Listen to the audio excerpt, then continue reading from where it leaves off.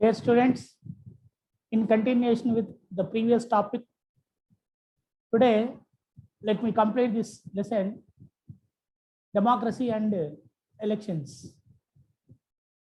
So in the last class, I have told you about the qualifications that are required to become member of Lok Sabha and Rajya Sabha. Let us today know about Lok Sabha. Lok Sabha is called as lower house. It is also called as House of People's Representatives. It is also called as temporary house.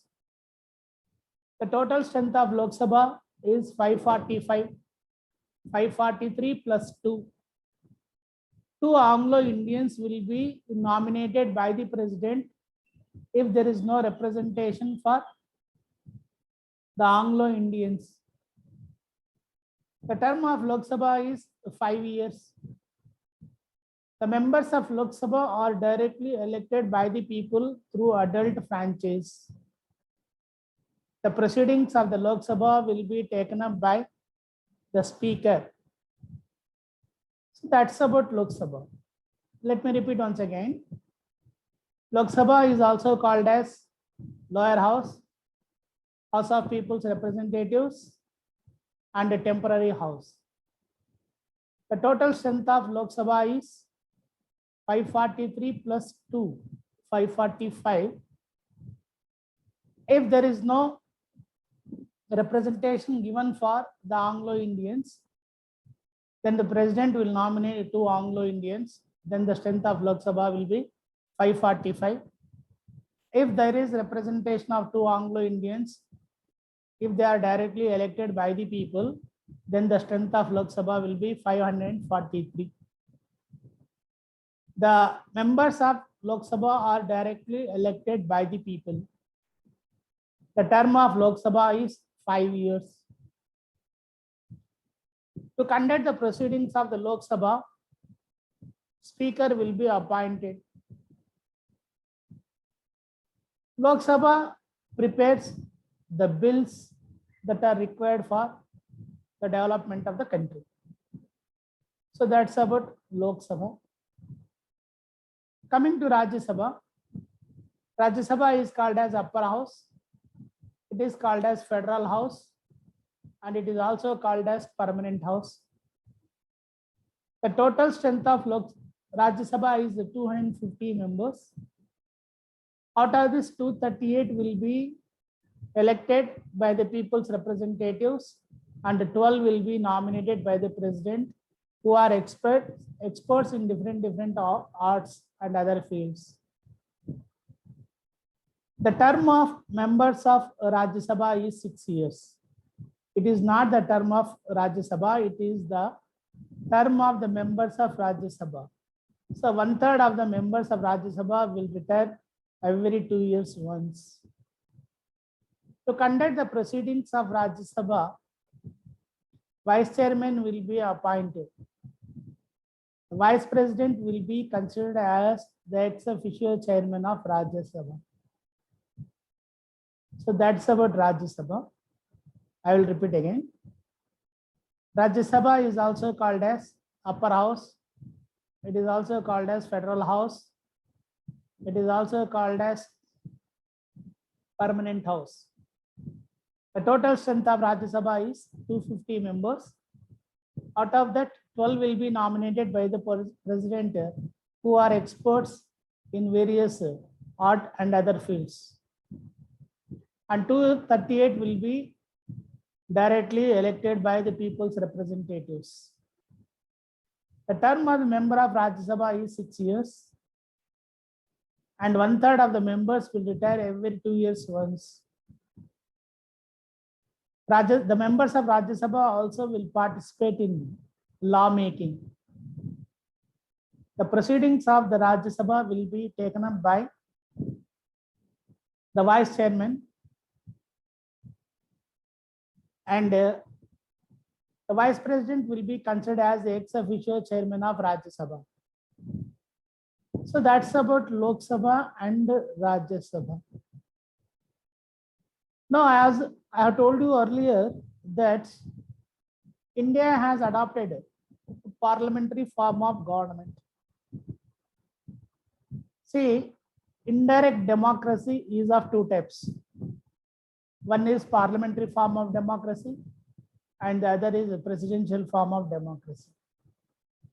So India has adopted a parliamentary form of democracy. Now let us know the difference between the parliamentary democracy adopted by India and the presidential democracy adopted by America. Under the parliamentary form of democracy, the president is the nominal executive. The president will be elected indirectly by the people's representatives through electoral college. Here I want to ask you one question. Who will be the members in electoral college?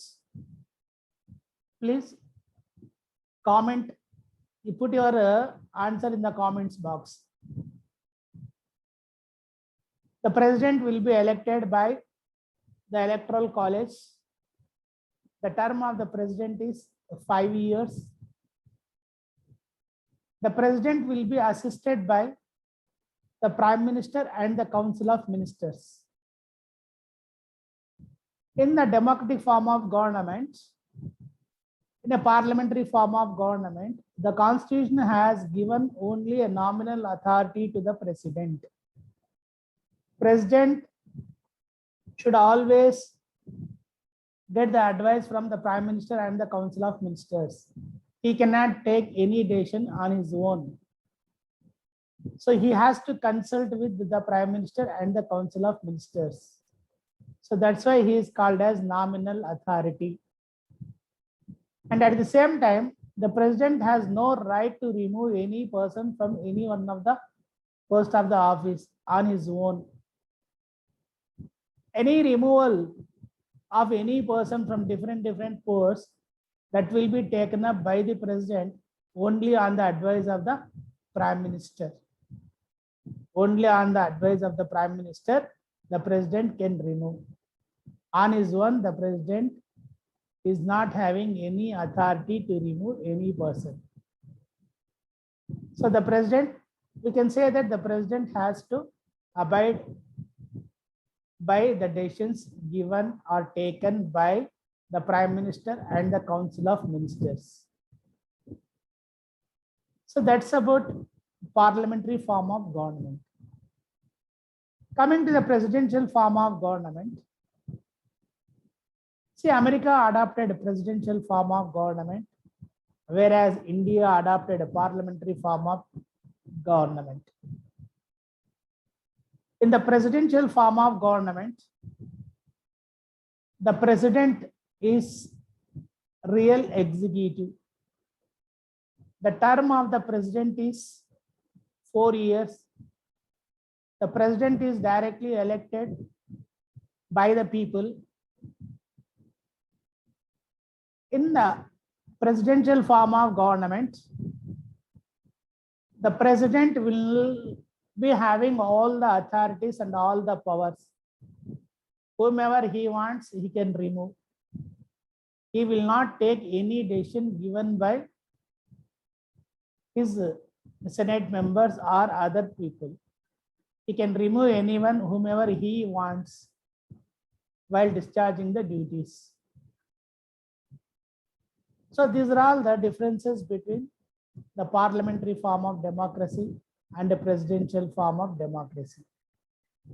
See, our constitution has made the president as a nominal authority.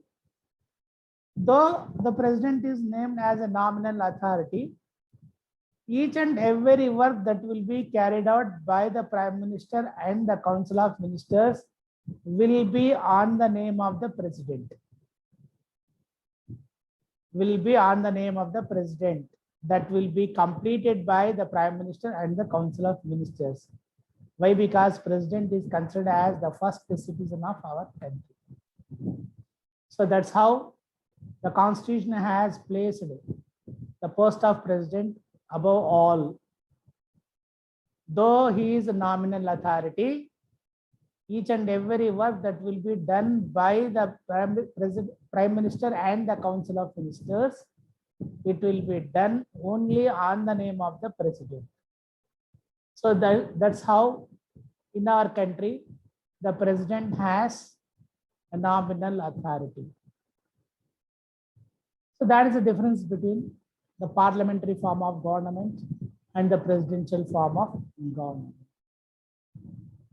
See, this is very, very important. One should know the differences between the presidential form of democracy and the parliamentary form of democracy. And earlier I have told you, while telling about the definition of constitution, see, constitution is nothing but the volume of rules and regulations which will decide the nature of the state.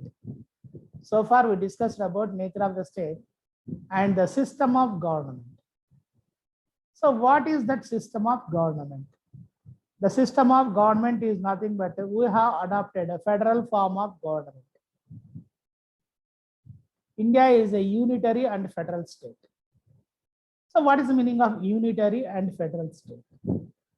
India is a union of 28 states and 9 union territories. States will be run by respective state governments and the union territories will be under the control of the central government. Coming to the federalism. So what is federalism? Federalism is nothing but distribution of powers between the central government and the state government. See, the government, the constitution has given the power to both central government as well as state government. So distribution of powers between the central government and state government is called as federalism. Now, if any problem arises between the central government and the state government, or between the states or among the states and central government, the problems will be solved through National Development Council or by having chief ministers conferences. So this we call it as cooperative federalism. See, in our country, the powers are distributed between central government and state government. Now coming to how the powers are distributed. The powers between the central government and state government are divided based on 3 types. We call it as division of powers. Powers are divided into 3 lists: central list, state list, concurrent list. Central list. As far as central list is concerned, the law relating to the subjects that are included in the central list, it will be prepared by central government.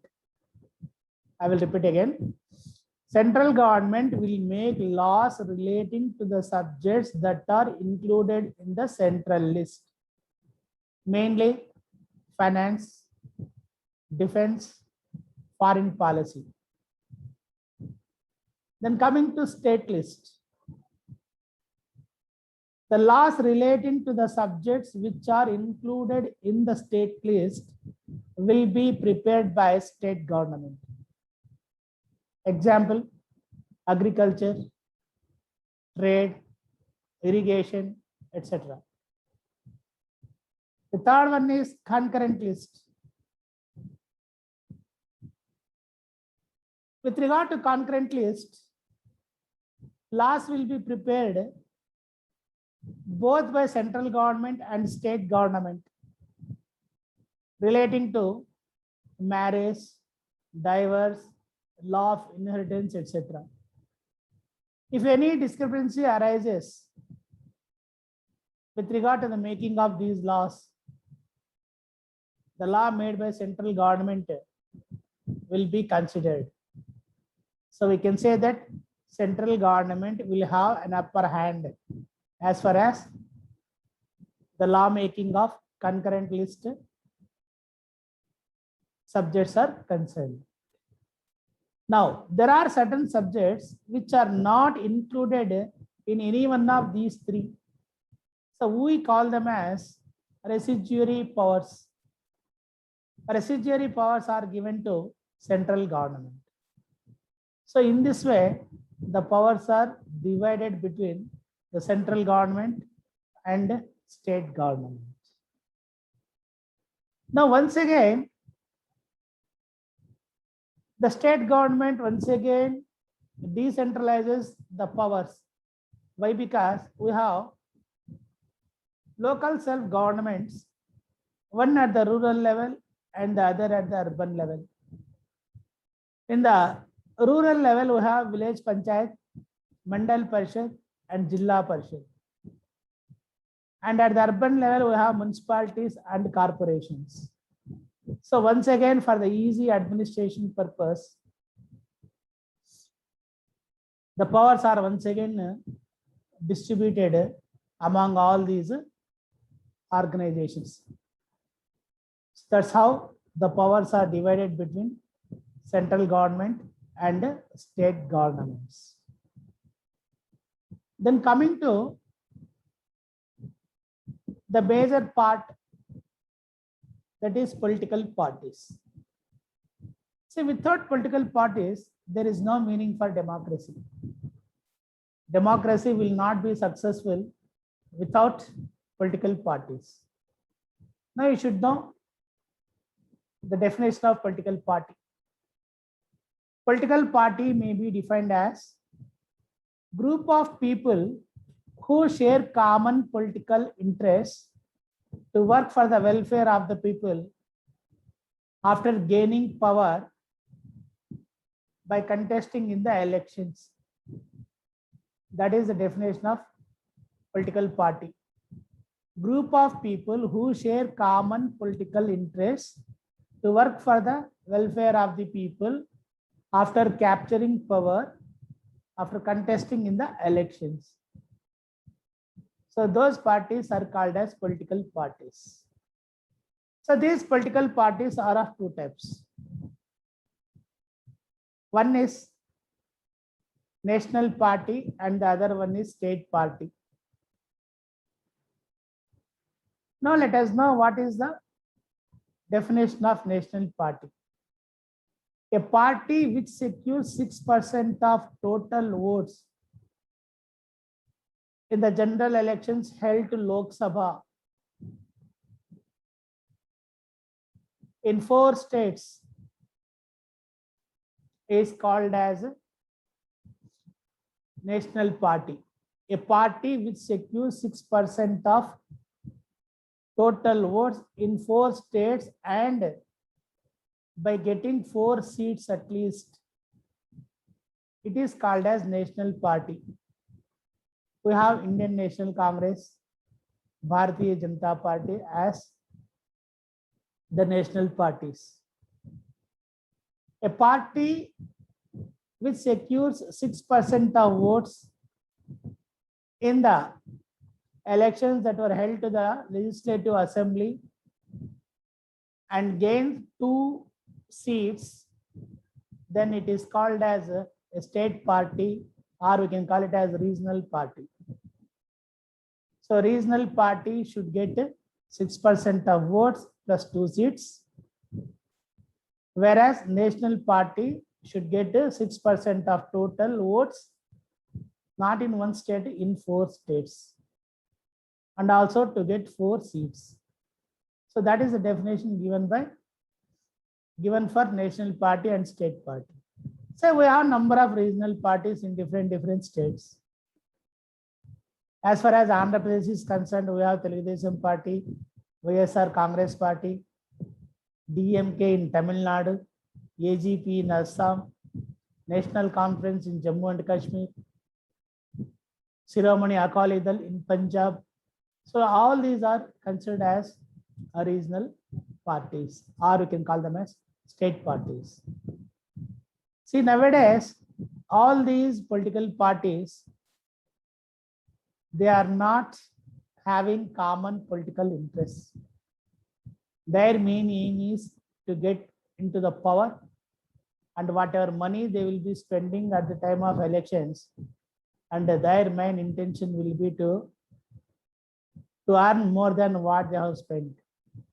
So that was the intention. That's why no political party is in a position to get into the majority in the next elections. Then, if no party gets the minimum majority to form the government, then what will happen? So the total number of seats in Lok Sabha is 543 or 545. Out of this 545, 273, that is the minimum majority. If no party gets 273 seats, then the president will invite the single largest party to form the government. Then the single largest party have to show the magic figure of 273. Then that single largest party will have some alliance with number of other political parties. By having a group, they will reach the magic figure or more than that. So we call such type of governments as coalition governments. The first coalition government was started during the period of Janata Dal, when VP Singh became the first coalition prime minister of our country. Now, the Congress party once had established it, and it came to power by having United Progressive Alliance, and similarly BJP party, National Democratic Alliance. These are the two alliances made by BJP and Congress with their friendly parties to form the governments. Now, in order to strengthen the democratic form of government in our country, there are certain institutional arrangements made in our country by the Constitution. See, what are those institutional arrangements that are made? The first thing is, we have single constitution, we have single citizenship, we have single integrated judicial system having Supreme Court at the apex level, uniformity in civil and criminal laws, having IAS and IPS at the administrative level in all the states.